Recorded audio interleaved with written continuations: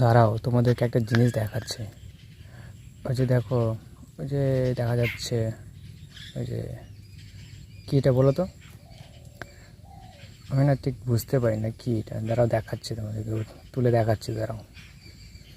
ওই যে ওই যে দেখো, ওই যে ওই যে দেখো, এটা কি বেশ সুন্দর, আবার মানে নেটের মতো দেখতে। ওই যে এটা কি, তোমাদের কি মনে হয়? এটা কি মাশরুম মনে হয় কি তোমাদের? মাশরুম তো এরকম এরকম না মনে হয়। ঠিক জানি না, বুঝতে পারতেছি না কি এটা। তোমরা কি জানো কি এটা? আমাকে বলো তো কমেন্টে।